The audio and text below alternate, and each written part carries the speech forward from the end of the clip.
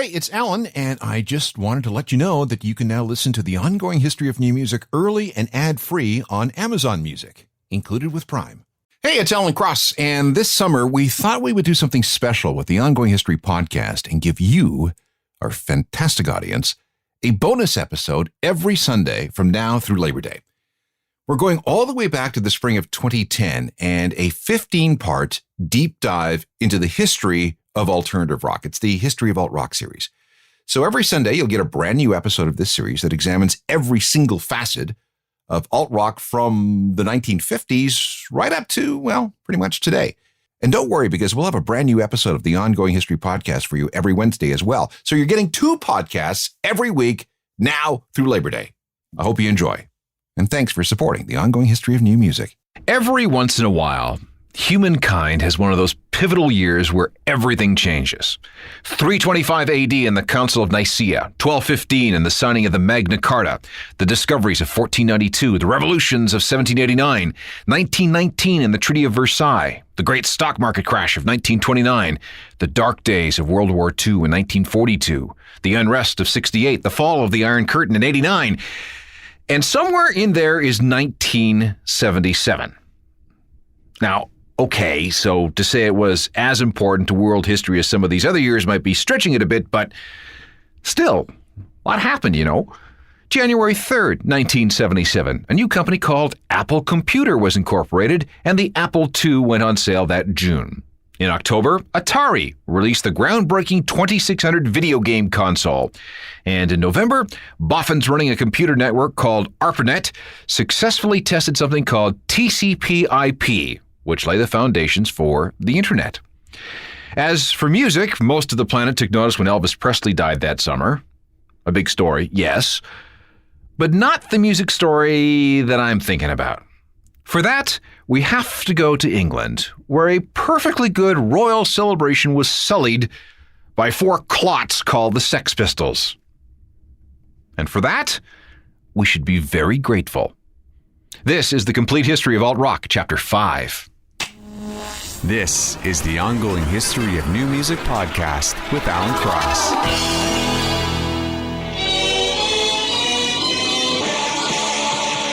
It's from the Sex Pistols. God Save the Queen. Get it on Saturday.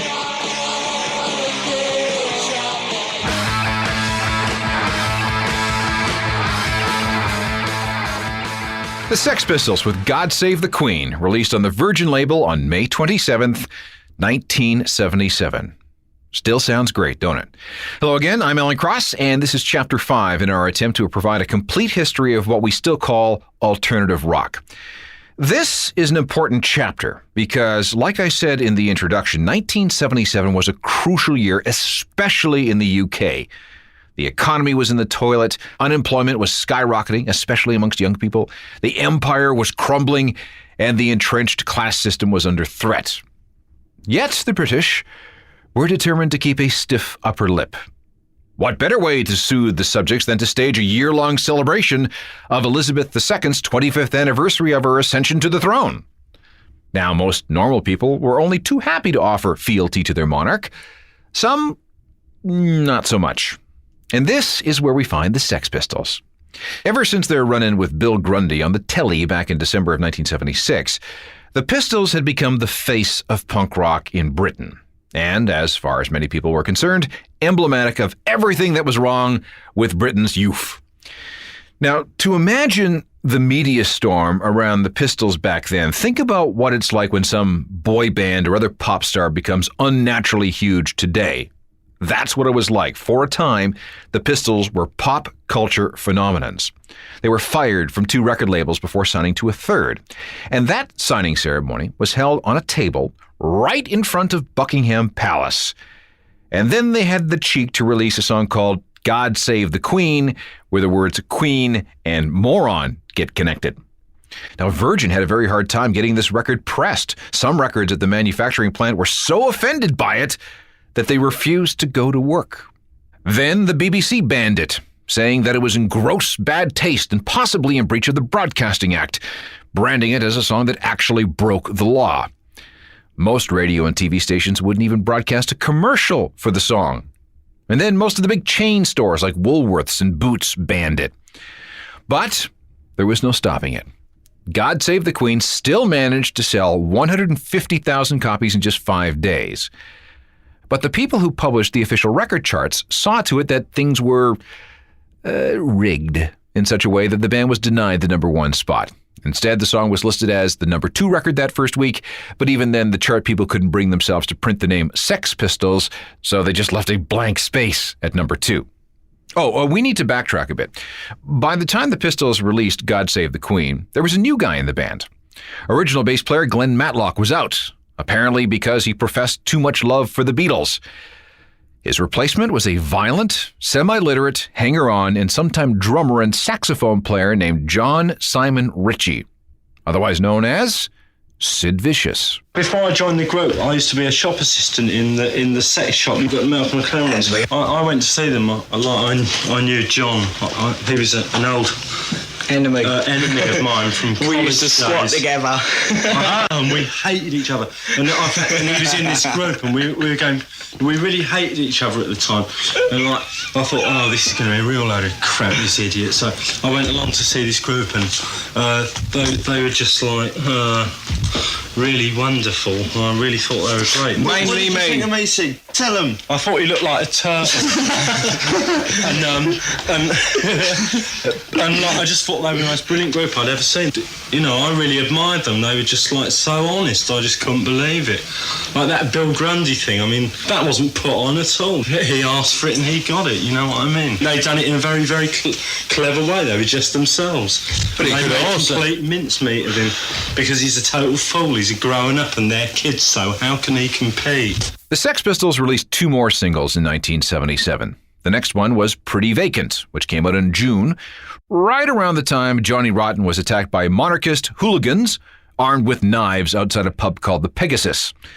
They cut up his left arm so badly that some tendons were ruined. He's never been able to play the guitar properly as a result. And good thing he was wearing heavy leather pants because they were tough enough to deflect a blade from penetrating his thigh. If it had gone through, he might have bled to death. 3 days later, he was attacked again. And then someone took a pipe to drummer Paul Cook and went all medieval on his ass. The single after that was Holidays in the Sun. That was in October. Both songs made it into the top 10. Meanwhile, Malcolm McLaren was scheming to make a movie with the Pistols using a softcore porn director and an unknown screenwriter named Roger Ebert. Yes, that Roger Ebert. Meanwhile, if Sid wasn't getting arrested, the band was having problems finding places to play. Every time we get a gig, you get your local councils banning it, and you get no complaints. So, like, there's your local council officials up there thinking, righteous, look at us, look what we're doing for society. Nothing is going to change. Even rehearsing and writing new songs is a problem, because you ain't given a chance to do them anywhere. It's my job, and I'm being denied my job, but at the same time, I'm being taxed 80% of everything I earn by people who are stopping me. The councils, they ban my concerts and they take my money. All this without an album. But finally, it happened. The date was November 28th, 1977, and in the days leading up to its release, a radio commercial was produced. Notice how the word bollocks is edited out, just in case some listeners were to find that offensive. Never mind the newspapers, never mind the television, never mind the Sex Pistols, the first LP.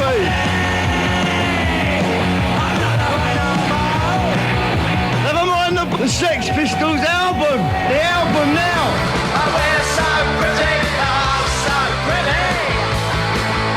We're vacant, oh, we're so pretty, oh, so pretty.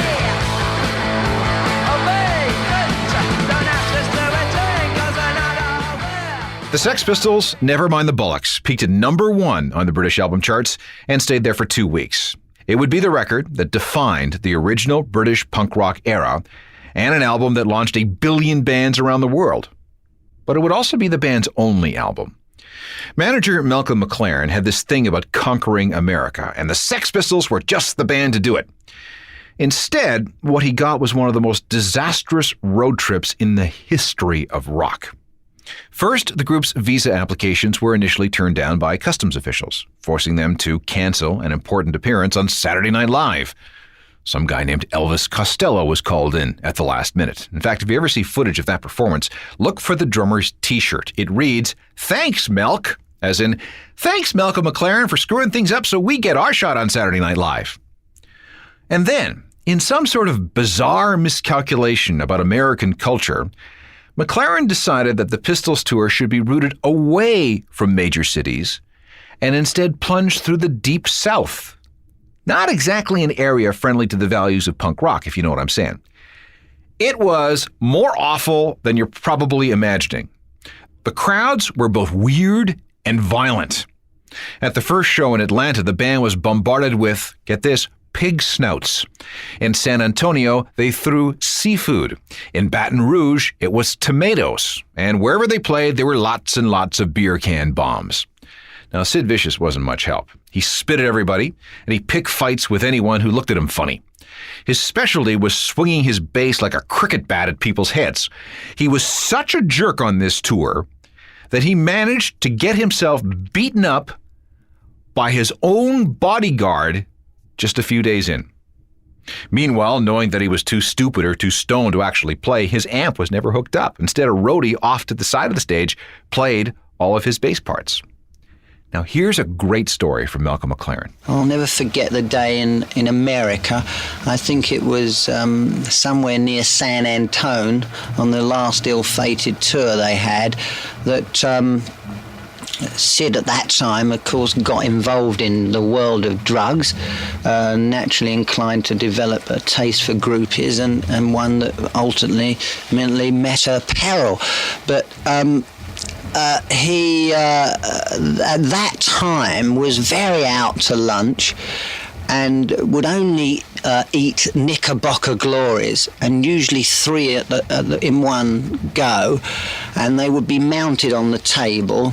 And that day, in a little motel-type restaurant that we pulled into, he apparently was sitting near a table where a mother and daughter and father and son were eating their steak and chips, and they didn't like the smell that was coming across the table. And we, of course, never sat with him anyway. We were quite used to the idea. But he was wearing his typical chain round his neck and this dirty black T-shirt that he hadn't taken off for 6 months. And it had this big swastika on it, and his leather jacket, and his feet were black but hidden by the boots that he wore. And noises began to appear from the table of this family, and saying rather rude things about our dear Sid. And Sid, not one to stand by, decided to get up from the table and did a thing. You might all reel in horror now. He went round to the back of the gentleman that was eating his steak and chips and pulled his sleeve back and threw his arm over and above the man's head and over the man's plate up fairly high, and withdrew a penknife from his pocket and slashed his arm, and all the blood blew out like ketchup over the man's steak. Well, you can imagine that place. This was full of very rednecky guys, long-distance truck drivers.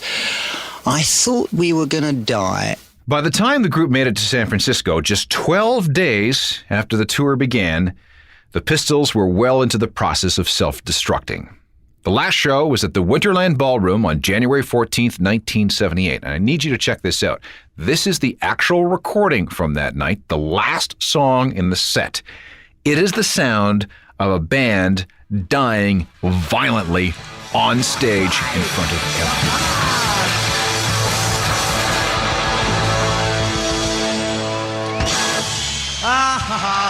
Ever get the feeling you've been cheated? Good night.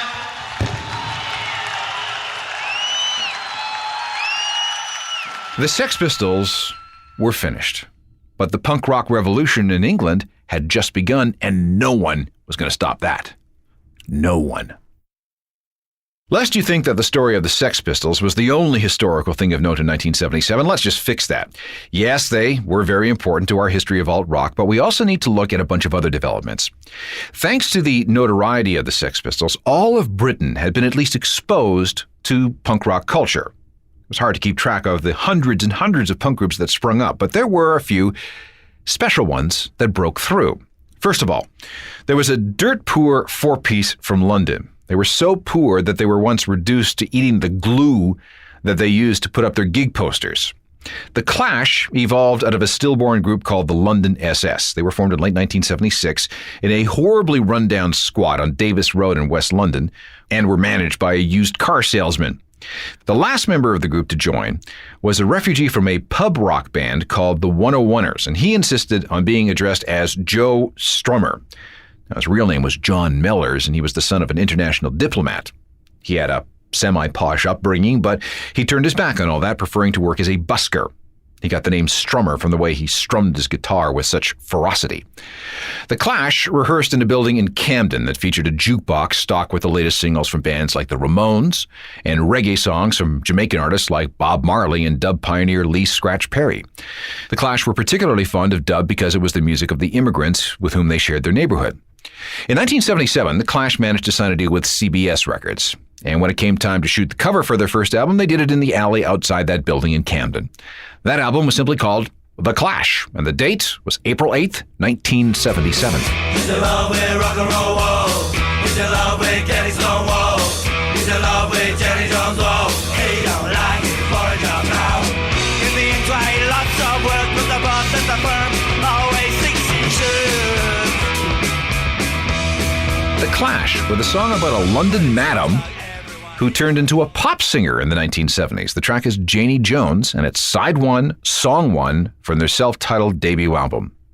Another group that was attracting some attention was the Buzzcocks. We talked about them during Chapter 4. Not all the music from 1977 that had its roots in British punk was aggressive as the Buzzcocks or the Clash or the Sex Pistols. It's important to remember that punk wasn't so much a sound as it was an attitude. That attitude was, if you have something to say and have the guts to say it, then do it. Who cares if you're a good musician or singer? Take, for example, the experience of Declan McManus. He was a computer programmer for the Elizabeth Arden's Cosmetics Company. He became a Sex Pistols fan because he was inspired by their disregard for the rules of music and of art and of fashion, of society, of the class system, of England. Using some accumulated sick days from his day job, Declan recorded a debut album that was articulate, literate, and occasionally angry. And at the suggestion of his manager, he changed his name from Declan McManus to Elvis Costello. That first record was called My Aim Is True, and it came out July 22nd, 1977. Allison, I know this world is killing you, oh, Allison. The rules for music changed very fast in 1977. Actually, it's probably more accurate to say that all the rules were broken very fast in 1977. What it all meant was that rock and roll was suddenly open to new interpretations by a new generation. See, rock is one of those few art forms that can actually be improved by people who aren't very good at it. If you don't know what you're doing, and if you don't follow any rules, and you let your passions guide you, wonderful things can happen. Yes, you could continue playing 2 or 3 chords very fast on loud guitars, and yes, you could wear safety pins and Nazi symbols on your clothes, and yes, you could stop at learning how to pogo when it came to dancing, but why stop there? Up in the city of Woking, 3 teenagers started a band during lunch hour. They would meet every day at noon in one of the rooms at the school and just jam.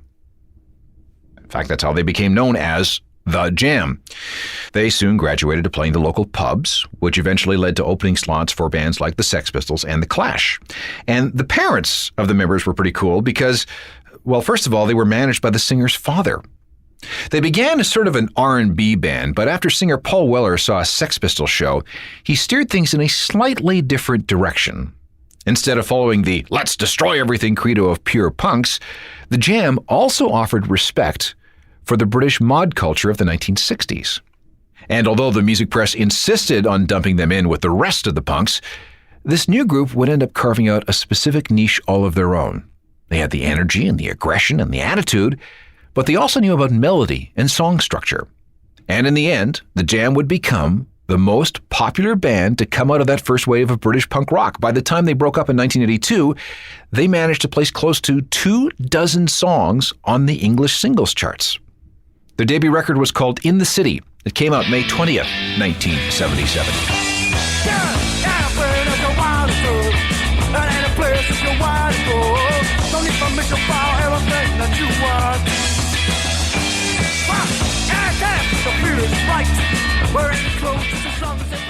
The Jam and Art School, Side 1, Track 1 from their 1977 album In the City. Now, this might be a good place to mention the role of the art school in England. Once you got out of high school, you had a number of choices. You could either try and find a job, you could go on the dole, you could go to university, or you could park yourself in art school for a while. This is where you could take courses in painting and photography and sculpture and so on. And you can get into an English art school as soon as you turn 16. Now, of course, universities are all about discipline. Art school is about creativity. And naturally, these places are filled with free-thinking people. And to this day, British art schools are breeding grounds for new musicians. It's a strangely British thing that has given us bands ranging from the Sex Pistols, hey, their first gig was at an art school, to Blur and Franz Ferdinand.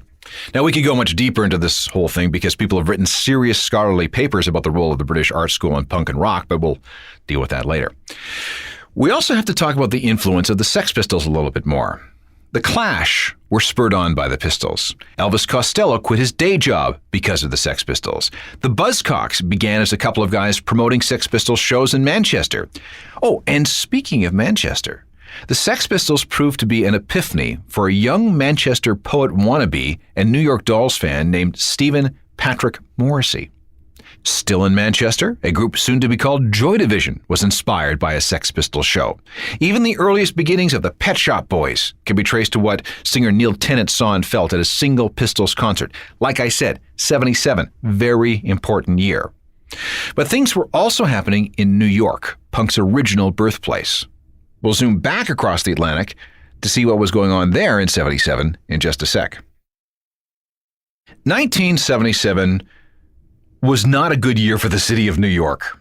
First of all, that summer was unbearably hot. Then there was the big blackout of July 13th, which gave half the city license to go looting. The city itself was in decay and in danger of going bankrupt. And to garnish it all, New York was being terrorized by the Son of Sam killer. A guy named David Berkowitz was going around shooting people because he said he was being encouraged by a demon who lived in his neighbor's dog. It was a very desperate time. Some people chose to ride it out dancing in discos like Studio 54, where they snorted coke in private rooms. Meanwhile, in one of the most desperate parts of the city, people slummed it out, shooting heroin in the bathroom. Ground zero for this was a club known as CBGB. This was the home of the Ramones. By the end of 1977, they had released 3 albums. The third one was called Rocket to Russia, and it came out in November. This is the perfect New York punk rock record. Actually, it could be the most perfect punk rock record of them all. Sheena is a punk rocker, Sheena is a punk rocker, Sheena is a punk rocker now. Sheena is a punk rocker, Sheena is. The Ramones from late 77 with Sheena is a Punk Rocker from their Rocket to Russia album. Now, the Ramones played CBGB more than just about anyone, but they were hardly the only band to play the club. There was the anger and the energy of bands like the Dead Boys, who were transplants from Cleveland. There were the Viletones, who had made the trip down from Toronto, apparently robbing gas stations on their way. And then there was John Anthony Gazelle Jr. He used to be known as Johnny Volume, but he was now going by the name Johnny Thunders. Thunders had been a part of the New York Dolls, but had now moved on to a group called the Heartbreakers. Thunders was an incurable alcoholic and junkie. But at the same time, his attitude with a guitar and his presence on stage became a blueprint for future punk rockers.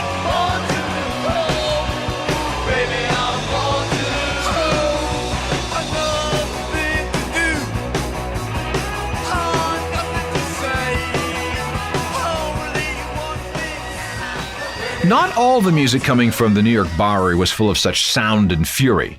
A more artsy approach was also developing, and it was happening quickly. In fact, this band was from an actual English-style art school. They were formed at a place called the Rhode Island School of Design. Now, at first, the Talking Heads seemed to be the odd band out, a weird choice for a touring partner with the Ramones. But if you took the time to listen, you'd see the same sense of minimalism at work, and also that same wry sense of humor. Here, for example, is singer David Byrne's attempt to write what he called an Alice Cooper-type song in the summer of the Son of Sam killings. From their debut album, Talking Heads 77, this is Psycho Killer.